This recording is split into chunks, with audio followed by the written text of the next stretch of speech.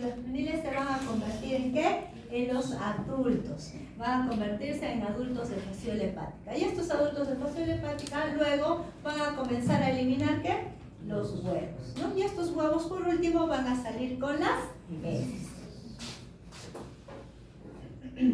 Las heces entonces con los huevos, como dijimos, tienen que tener una condición, ¿no? Caer al agua dulce, donde los huevos se desarrollan hasta miracidio. ¿Aproximadamente en cuánto tiempo? En unos 15 días. Entonces, ¿qué les dije? Que estos parásitos también tienen un hospedero intermediario. ¿Listo? El miracidio sale a través del opérculo, ¿no? El huevo de fasciola era un huevo operculado. Este miracidio va a salir a través del opérculo estimulado por la luz solar. Y mediante su epitelio ciliar va a nadar en búsqueda del hospedero intermediario, que en este caso va a ser ¿quién? Un caracol. Y este caracol es del género Limnaea. Entonces, este caracol es importante también para el ciclo de vida. Entonces tenemos hospedero definitivo, los que albergan la forma adulta que somos nosotros y algunos otros animales herbívoros, ¿no? Y tenemos un hospedero intermediario, que es el caracol, ¿ya?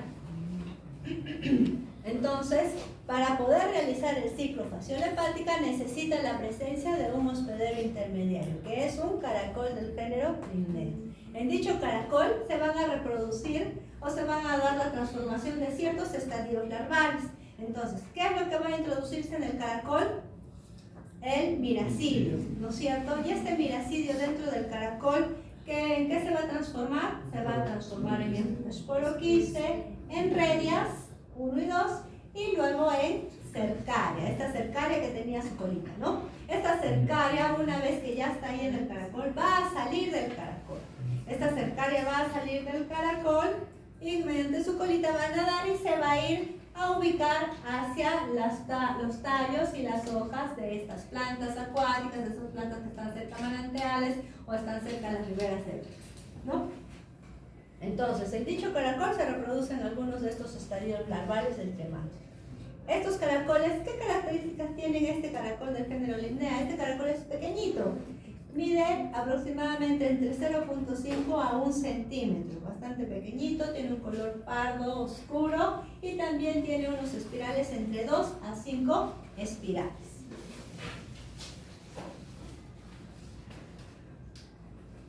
Entonces, como ven acá, esta es la imagen de estos caracoles que son hospederos intermediarios de esta fasciola hepática, ¿no? Acá ven la mano, ¿no? La mano de una persona y acá ven el tamaño de estos caracoles, ¿no? Entre 0.5 a 1 centímetro, de color pardo oscuro y pueden poseer entre 2 a 5 espirales. Entonces, al ingresar entonces pierde su epitelio ciliar y el parásito en los tejidos del caracol toma la forma de esporoquiste, ¿no es cierto? De miracidio toma la forma de esporoquiste, de redias, de cercarias. Y una vez que están como cercarias, estas van a abandonar el caracol, van a salir del caracol y van a nadar ayudadas por su cola. ¿Y se van a fijar en qué? En las hojas y los tallos de las plantas. Pierden su cola, se enquistan y van a formar allí la meta cercaria, que al final va a ser el estadio infeccioso para el hospedero definitivo. El periodo prepatente aproximadamente dura 12 semanas, es decir, desde que nos infectamos hasta que este parásito ya vamos a comenzar el hospedero definitivo a eliminar los huevos, ¿no es cierto? Sin embargo, de estas 12 semanas, 8 semanas de estas 12 semanas se transcurre la fase de migración. ¿Ya? Esta fasciola va a ingresar, ¿no es cierto? Y va a tener primero una fase de migración y luego una fase de localización. La fase de migración es la que la ingerimos, luego sale de ahí del intestino hasta llegar a los conductos biliares. Y la fase de localización es ya cuando está en forma adulta y está dentro de los conductos biliares intrahepáticos. A los 8 es que recién va a migrar o dura todo ese periodo. 12 semanas dura el periodo prepatente. ¿Qué quiere decir? Desde que nosotros la ingerimos hasta que comenzamos a eliminar los huevos, ¿no es cierto? Pero de esas 12 semanas, 8 semanas demora en llegar hasta los canalículos biliares o los conductos intrahepáticos. Y después de esas 8 semanas, 4 semanas para convertirse ya en el adulto y tener la fase de localización. ¿Listo? Entonces acá tenemos el ciclo de vida. ¿Quiénes son los hospederos definitivos? El ganado que es herbívoro, ¿no? El ganado vacuno, el bovino, el caprino, el hombre. ¿Sí? ¿Cuál es el estadio infeccioso, la forma infectante? La meta cercaria. Esta meta cercaria que está alojada o pegada en donde, en estas plantas acuáticas, ¿no? Que muy relacionadas son el berro, ¿no? No se olviden. Y también la alfalfa. Algunas otras también, sí, pero la que está muy relacionada es el berro y la alfalfa. ¿Listo? Entonces nosotros vamos a ingerir estas plantas, ya sea o en jugos o en ensaladas, ¿no? Estas van a llegar, las metacercarias, se van a desenquistar, la fasciola juvenil va a salir, va a atravesar la pared del intestino, ¿no? Va a irse a la cavidad peritoneal, va a atravesar la cápsula de Gleason, el parénquima hepático, hasta llegar a los conductos biliares, ¿no es cierto? Ahí es donde se va a alojar la forma adulta. Y luego la forma adulta va a eliminar los huevos, tanto de este hospedero definitivo como de estos hospederos definitivos. Estos huevos tienen que tener una condición que es llegar al agua, ¿sí? Y en esta agua pues va a comenzar a formarse dentro de este huevo el primer estadio larval, que es el miracidio ciliado, que va a buscar a un hospedero intermediario, que es este caracol del género Viridae, que ya hemos visto sus características. Dentro de este caracol se va a transformar en esporoquiste, redias y cercaria. La cercaria va a salir del caracol y se va a ir hacia estas plantas acuáticas, ¿no? Donde se va a transformar en metacercaria a la espera de que alguien pues las pueda ingerir. Entonces ese es el ciclo de vida.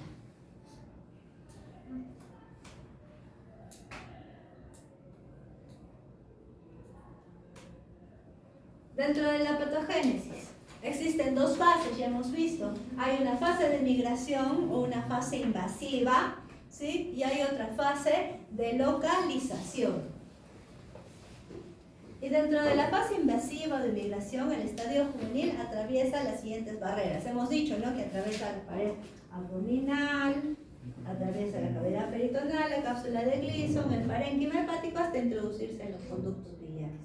¿Qué mecanismos de daño puede ocasionar esta fase invasiva? Pues puede ocasionar un daño destructivo, ¿no? Hay una destrucción celular, hay ruptura de vasos, está atravesando las paredes, ¿no? Hay ruptura de vasos, hemorragias subcapsulares. Daño inmunológico también se puede producir por microabscesos eosinofílicos. Daño inflamatorio también. Y también daño exfoliatriz, porque se alimenta este parásito, se va alimentando de tejidos y de...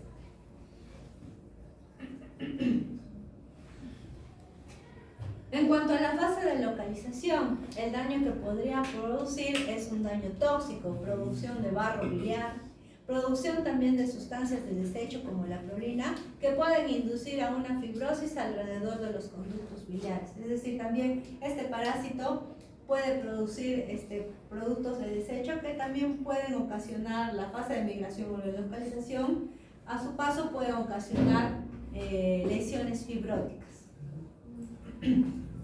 El daño más notorio entonces es la fibrosis, que se produce por donde el juvenil ha pasado en su migración.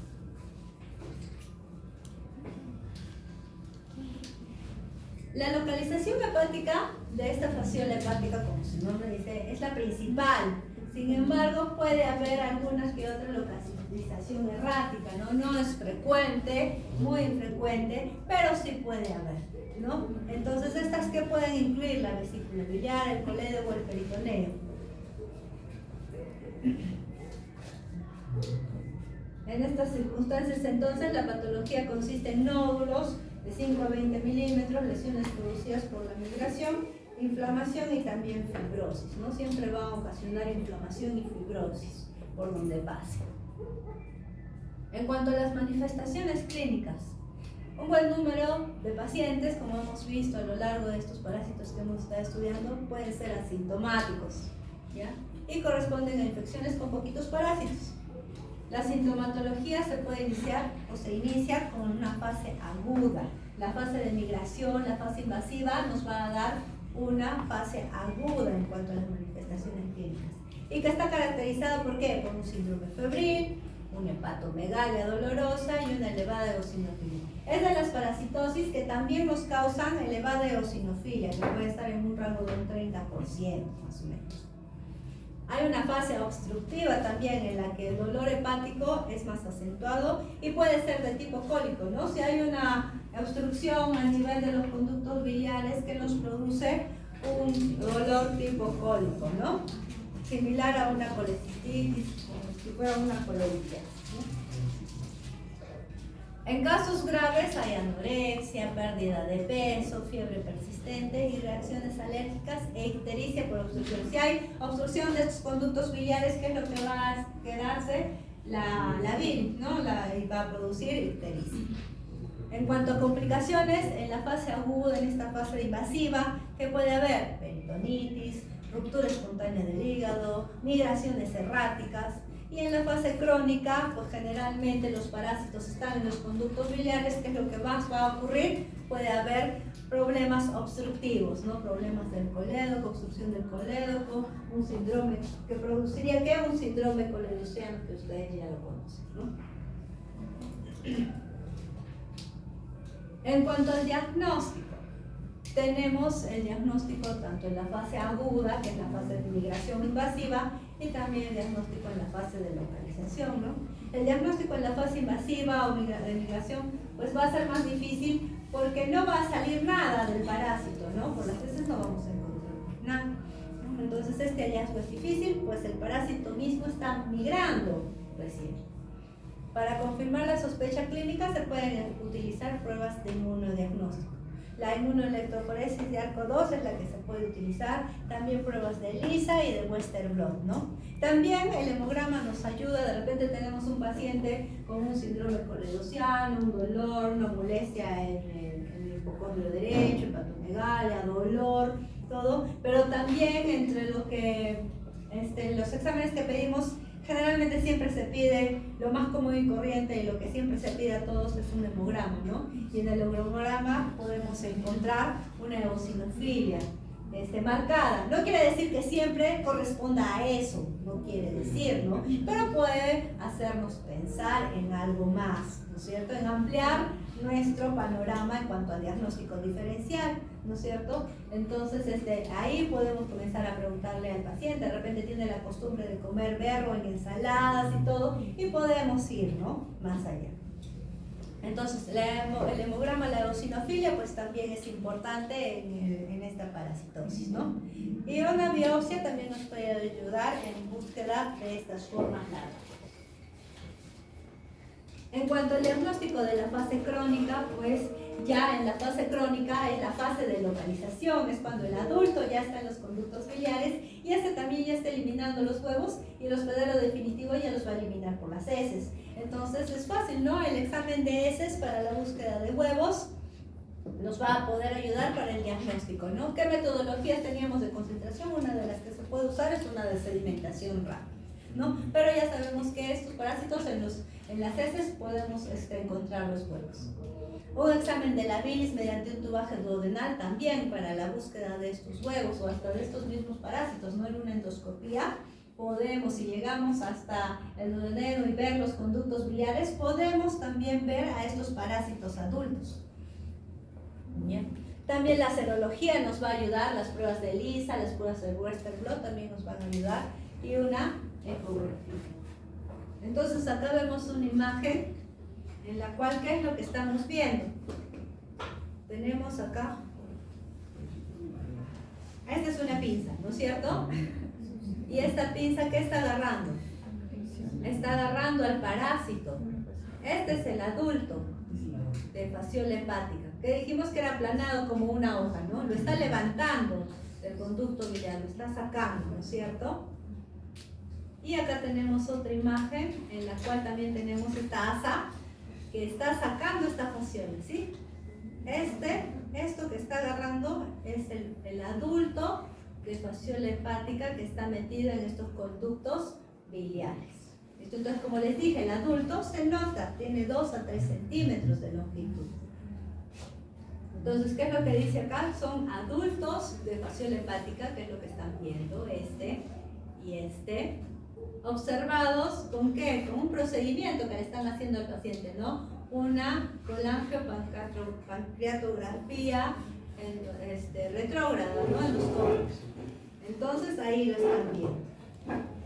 Es una imagen, entonces, de un conducto biliar de un paciente, ¿no?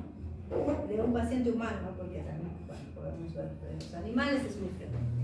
¿Listo? Entonces, ¿cuál es el tratamiento para este parásito? El tratamiento de elección es el antiparasitario triclabendazol. Triclabendazol.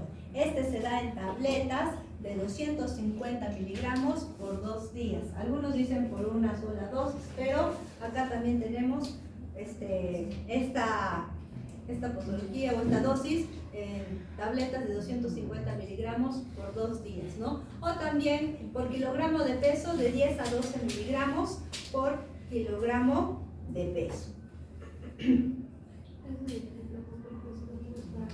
Para los niños, pero se da más en niños mayores de 6 años. Entonces, ¿cómo? ¿Mecanismo de acción? Es un antiparasitario. Bueno, el mecanismo de acción ya lo van a ver parasitología, en farmacología. En cuanto a los reportes de casos de fasciola hepática en el Perú, ¿qué es lo que tenemos? Si ustedes ven acá, ¿cuáles son las zonas endémicas?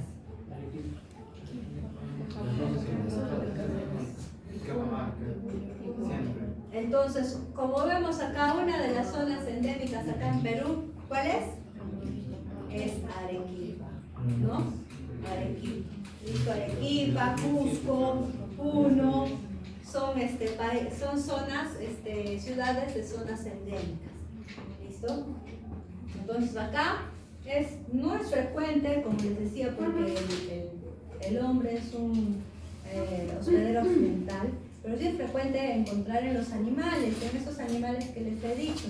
Si ustedes van al camal, ahora uno de los camales que hay acá, van y le piden al señor que les den parásitos de fasciola hepática, les van a poder dar, porque sí se puede encontrar. Entonces sí encuentran, es fácil de encontrar.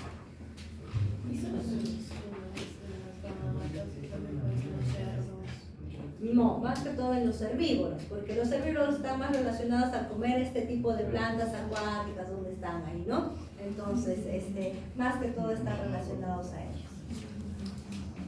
Entonces, como vemos, acá en Puno, en Cusco, en Arequipa, en Cajamarca, son zonas endémicas en cuanto a esta parasitosis, ¿no? Entonces, las zonas ganaderas son también endémicas en este caso, ¿no? Porque se conjugan o se encuentran todos los que tienen que estar presentes para que este parásito siga viviendo.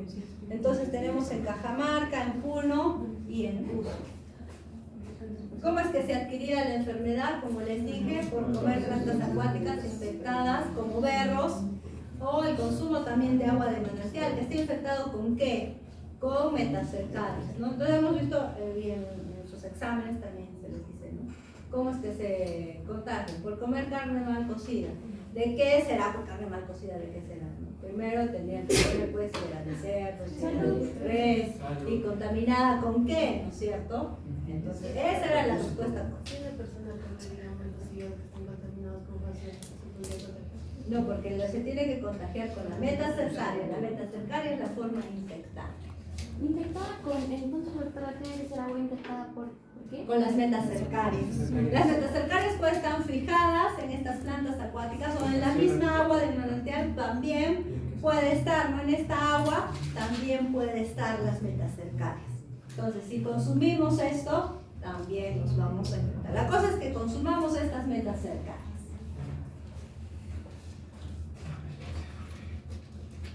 Entonces, ¿cuál va a ser las medidas de prevención y de control en este caso? Primero sería, si lo que está más relacionado con la infección es la ingestión de estos berros o de estas alfalfas, ¿no? Entonces, No comer estos perros en forma de ensalada sería también una medida de prevención o de control, ¿no? No tomar jugos de berro ni de alfalfa también sería otra forma de prevención y control. No tomar agua de manantiales, porque en esta misma agua pueden estar estas metacercarias, no consumirlas, ingerirlas y también infectarnos.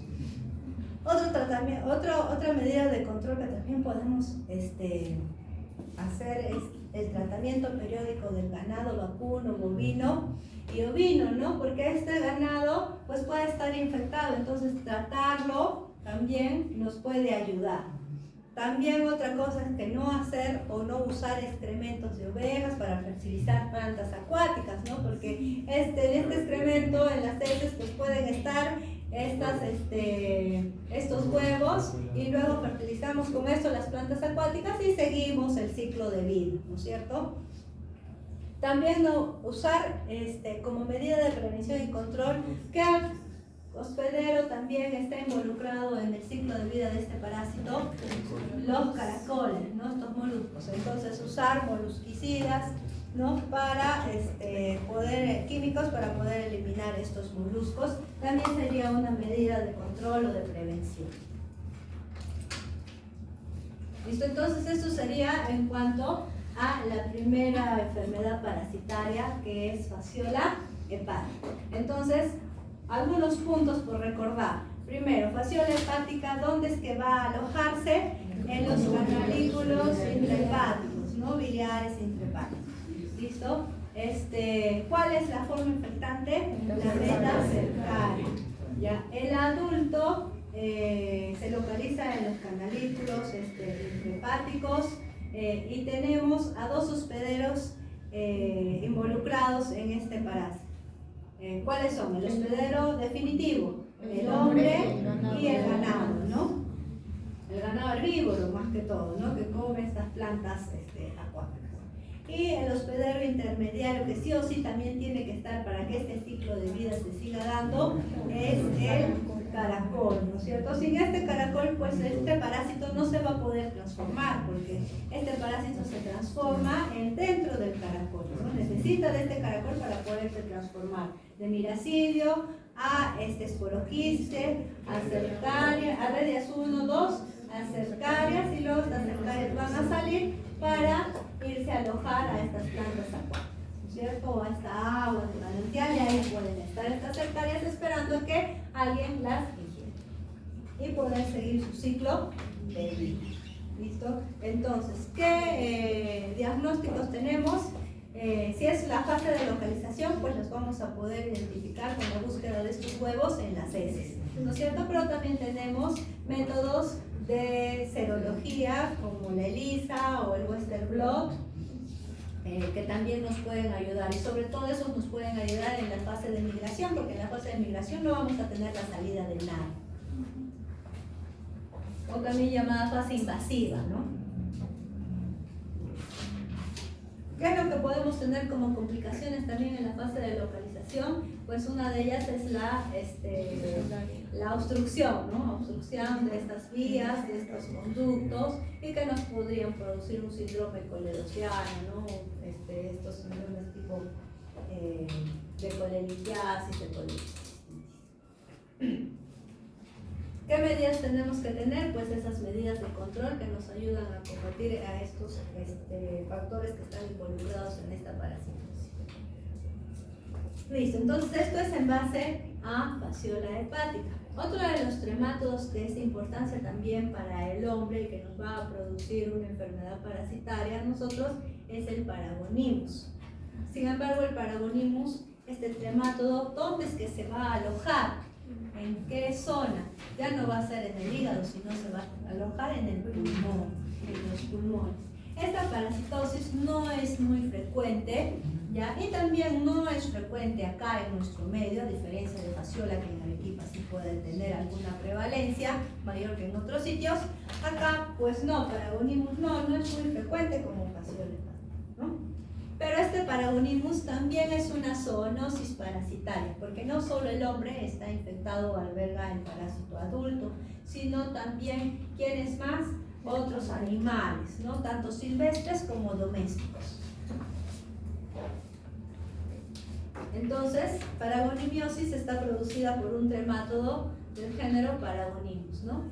¿Dónde se va a localizar ahora? En el pulmón, ¿ya? Y bueno, también puede tener otras localizaciones, pero muy infrecuentes, ¿no? Se adquiere entonces, ¿por qué? Ahora, ¿cómo es que adquirimos esta paragonimiosis? Al ingerir cangrejos infectados con metacercarias. Al igual que fasciola, la forma infectante también va a ser el estadio de metacercaria de Paragonimus. ¿Listo? Entonces lo podemos adquirir comiendo cangrejos infectados con metacercarias. Existen varias especies de Paragonimus, ¿no? Pero la que tenemos nosotros es el Paragonimus peruvianus. ¿Listo? Que corresponde a la mayoría de casos humanos diagnosticados acá en Perú. Ahora, a diferencia de fasciola hepática, este Paragonimus pues va a tener dos hospederos intermediarios. ¿Listo? Nosotros somos el hospedero definitivo, ¿no? El hombre y otros animales domésticos y silvestres somos el hospedero definitivo. Y esta paragonimiasis o Paragonimus tiene dos hospederos intermediarios. El primero de ellos va a ser igual, un molusco, un caracol. ¿Listo? Y el segundo hospedero intermediario va a ser un crustáceo, un cangrejo. Y este cangrejo es el que va a tener ¿a quién? A la metacercaria. ¿Listo? Y así nos vamos a poder contagiar. Entonces, el primer hospedero intermediario es un molusco, el caracol del género Arophirbus columbiensis. Este es el primer hospedero intermediario. El segundo es un crustáceo de agua dulce, un cangrejo, que es del género Hipolibocera chilensis, ¿no? Es el segundo hospedero intermediario. Dentro de los hospederos definitivos, pues ya hemos visto que tenemos al hombre y una variedad de mamíferos tanto domésticos como silvestres. En cuanto al adulto de este Paragonimus, pues también es un tremátodo, entonces también es aplanado y en forma de hoja. Sin embargo, este es más pequeñito, ¿no? Su cuerpo es oval y mide entre 15 a 17 milímetros. El otro podría medir entre 2 a 3 centímetros, ¿no? Este es más pequeñito, ¿ya? Tiene entre 15 a 17 milímetros de longitud, está cubierto de espinas, posee también una ventosa oral, una ventosa ventral y también dos ciegos intestinales y un poro genital. ¿Listo? Y también es hermafrodita porque tiene un aparato reproductor femenino y masculino dentro, juntos. Entonces acá tenemos imágenes de este Paragonimus, es más pequeñito, sin embargo no presenta un cono cefálico característico como presenta fasciola hepática. ¿Listo? Y acá tenemos su ventosa oral y acá la ventosa ventral. Y también los testículos pues no son dendríticos, sino que también son dos, ¿no? Que son estos dos de acá. En cambio los otros eran como unos puntitos en fasciola, ¿no? Puntitos, varios puntitos. En cambio estos dos son acá, estos dos. Acá también tenemos otra imagen, una imagen histológica longitudinal de este Paragonimus, ¿no? Lo podemos ver acá también su ventosa oral. Acá también tenemos otras imágenes de estas metacercarias, ¿no? Ya tenemos acá la ventosa oral y la ventosa ventral, ¿no? Bastante prominentes. En cuanto a los huevos de este Paragonimus también son operculados. Son huevos operculados, pero estos miden solo 70 micras. ¿Cuánto medían los de fasciola? 150 más o menos, ¿no? 150 micras. Entonces estos son más pequeños, pero también son operculados. Recién puestos igual también son no embrionados, ¿no? Después van a comenzar a seguir su desarrollo. Entonces estos igual son los huevos de Paragonimus, también tienen su operco. En cuanto a la morfología del estadio larval, pues van a pasar por los mismos estadios larvales que fasciola, ¿no? Tenemos el miracidio, el esporoquiste, la redia 1 y 2, cercaria y la metacercaria, que al final es el estadio infectante para el huésped definitivo, el hospedero definitivo. Entonces, tanto fasciola como Paragonimus, el estadio infectante, ¿cuál va a ser? La metacercaria, ya sea metacercaria de fasciola como metacercaria de Paragonimus, ¿no?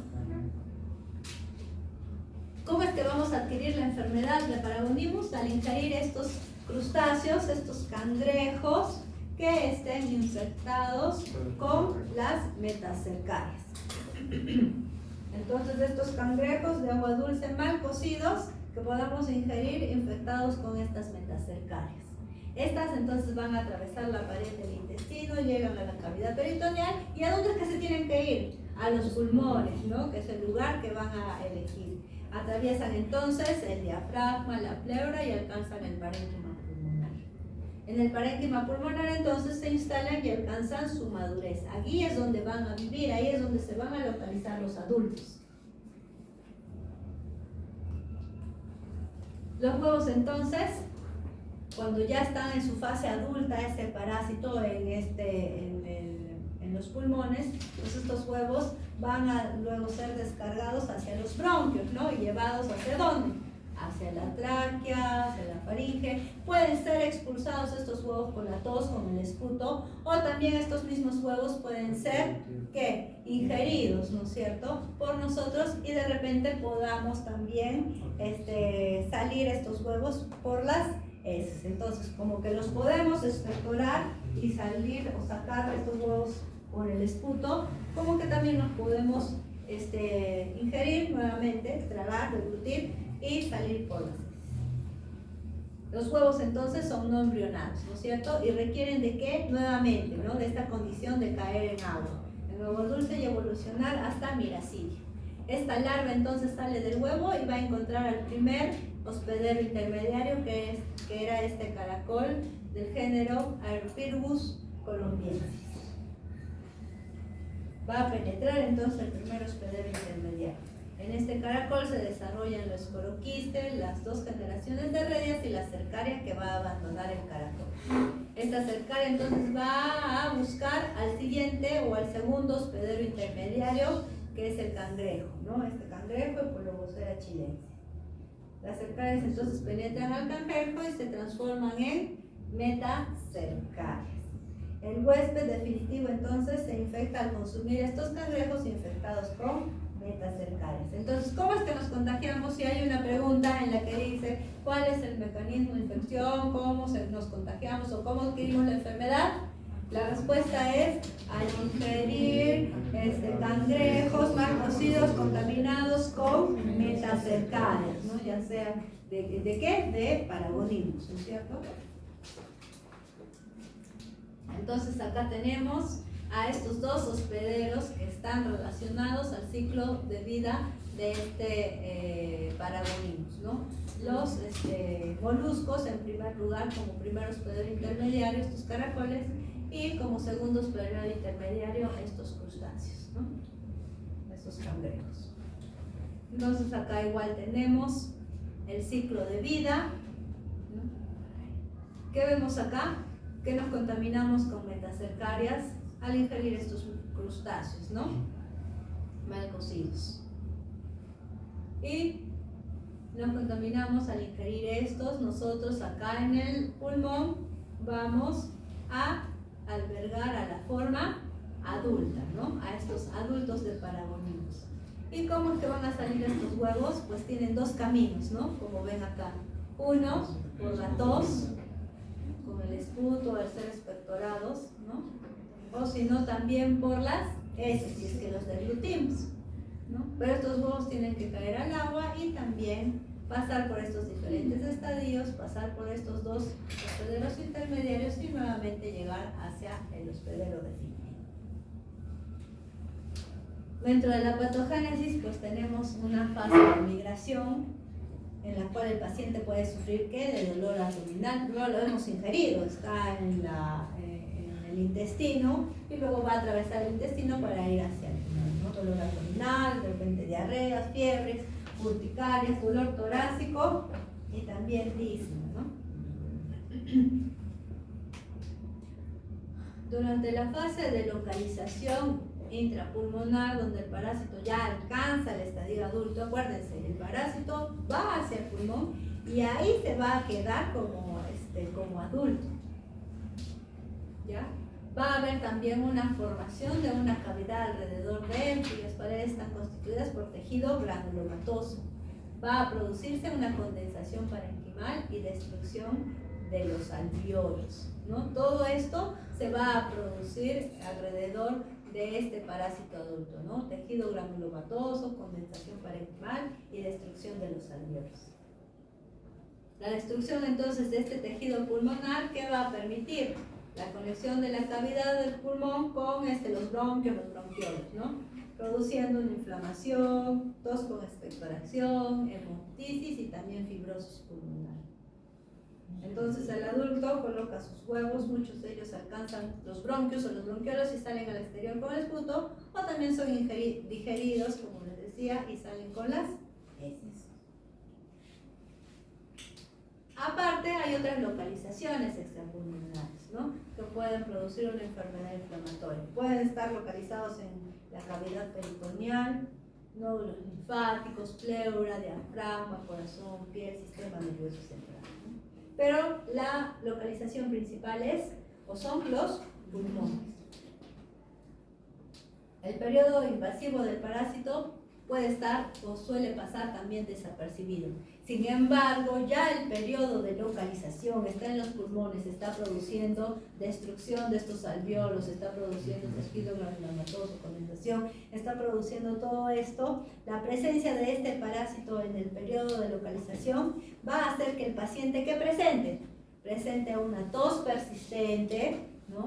Una expectoración sanguinolenta. Entonces, ¿qué enfermedad nosotros tenemos que sospechar en todo paciente que presente tos persistente con expectoración y también con expectoración sanguinolenta? ¿Qué es lo que tendríamos que pensar? Nosotros, como país tuberculoso, tendríamos que pensar en primer lugar en descartar si este paciente tiene tuberculosis. Es lo primero que tendríamos que pensar, ¿no? En descartar de que este paciente tenga tuberculosis.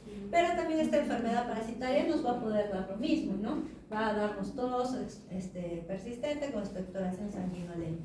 Entonces, dada la alta incidencia de tuberculosis pulmonar en las zonas endémicas también donde está este parásito, hay confusión en diagnosticarlo, ¿no? Y a veces podemos diagnosticarlo como una tuberculosis, bueno, porque nos da la misma sintomatología a toda persona con expectoración hemoptóica, y así muchos de estos pacientes que puedan estar parasitados también pueden ser o pueden estar siendo tratados como tuberculosos. Acá tenemos una radiografía en la cual presentamos también un velamiento, ¿no? Un procograma aéreo, un reforzamiento del hilio también, bilateral. Entonces todo esto nos puede provocar también este paragonismo, ¿no? Que nos podría hacer pensar en una tuberculosis, que es lo primerito que tendríamos que pensar. En cuanto al diagnóstico, la sospecha de infección se basa principalmente en este antecedente, ¿no? De que este paciente tenga la costumbre de ingerir cangrejos de agua dulce. Asimismo, por la presencia de una radiografía de tórax patológica, ¿no? Y en el hemograma, leucocitosis y eosinofilia. También nos va a poder dar un porcentaje de eosinofilia. El diagnóstico se confirma entonces, ¿por qué? Ya, pues eso sí está confirmado. Si encontramos estos huevos, pues vamos a confirmarlos, ¿no? Entonces el diagnóstico se confirma con el hallazgo de los huevos, ya sea en el esputo, si los expectoramos con la tos, o en las heces, ¿no? También nos ayudan pruebas serológicas como ELISA, Western blot, también la intradermorreacción o también las biopsias. En cuanto a epidemiología, ¿quiénes son los que tienen o están consideradas como zonas de alta prevalencia de este parásito? Tenemos los valles interandinos de los departamentos de Cajamarca y La Libertad. Presentan la mayoría de casos humanos de paragonimiosis, ¿no? Pero también hay casos procedentes de la selva central, como en Pilcomarí y San Martín. Como ven, acá, a diferencia de fasciola hepática, nosotros pues no estamos considerados dentro de una zona de alta prevalencia, ¿no? Los hospederos definitivos suelen ser mamíferos silvestres, pequeños como el hurón, o también animales domésticos como pueden ser los gatos, ¿no? En cuanto al tratamiento, el tratamiento se da con praziquantel, una tableta de 600 miligramos 3 veces al día por 2 a 4 días. Y la dosis en niños sería de 20 miligramos por kilo por día por 2 días. Listo. Entonces, estos son los dos parásitos de los cuales tenemos que hablar. Son dos tremátodos, son tanto Fasciola como Paragonimus. Fasciola, ¿dónde es que va a localizarse? En los conductos biliares intrahepáticos, y Paragonimus va a buscar sobre todo la localización pulmonar. ¿Listo? ¿Qué tenemos que recordar de estos dos? Primero, de fasciola hepática. ¿Cómo es que nos podríamos contaminar o adquirir la enfermedad?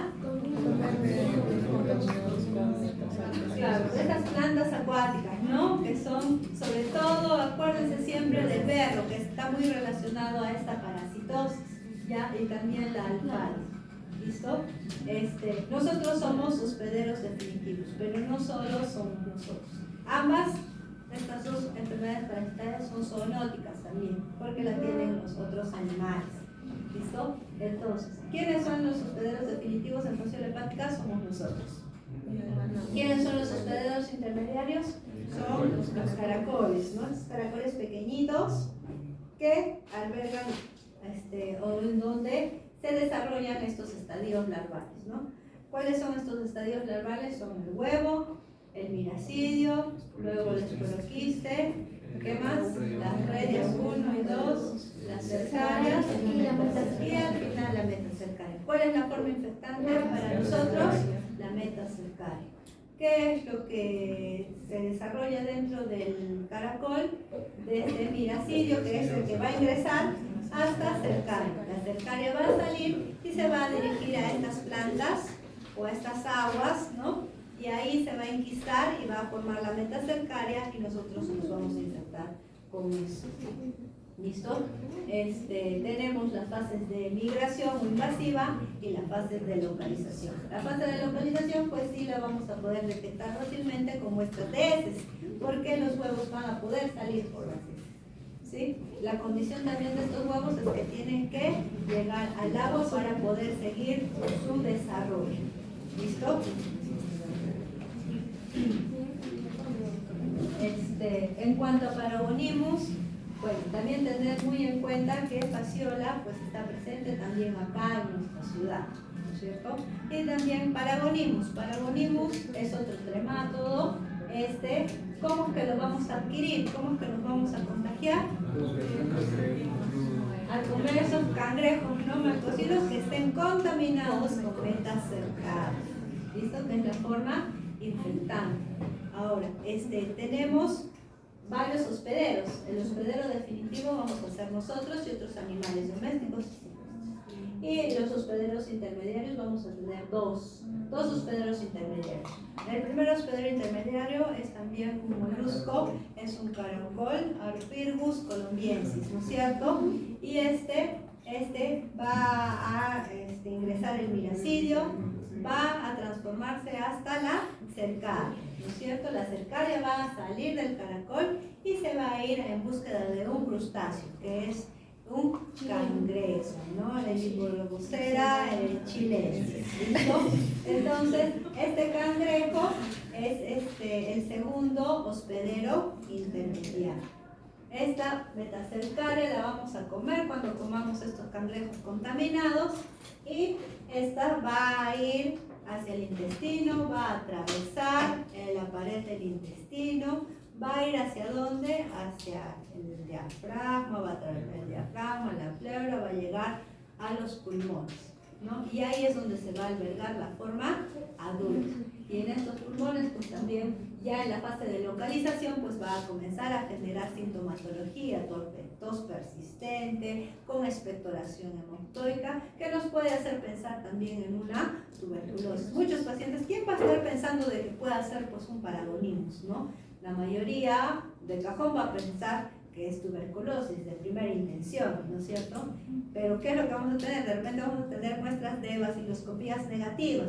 Sin embargo, sabemos que a pesar de que tenemos muestras negativas, pero sí tenemos una imagen radiológica que nos pueda parecer que es de tuberculosis, entonces hay ciertas condiciones que nos puedan dar a que el médico pues determine de que, bueno, si estamos en un país de tuberculosos y todo esto, ¿qué podría ser? Pues tuberculosis, de repente le doy el tratamiento, podría ser.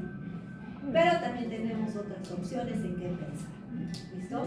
Y también lo que nos da mucho los parásitos que tenemos que tener en cuenta es que muchos de ellos nos causan eosinofilias. Entonces, siempre que tengamos una eosinofilia un tanto elevada, pues también podamos pensar en que este paciente pues pueda tener algún parásito, ¿no? No es que sea a un condicionante, algo por ley, ¿no? Pero siempre abrir nuestro panorama y seguir buscando diagnósticos diferenciados. Listo, entonces vamos a ver a estos parásitos.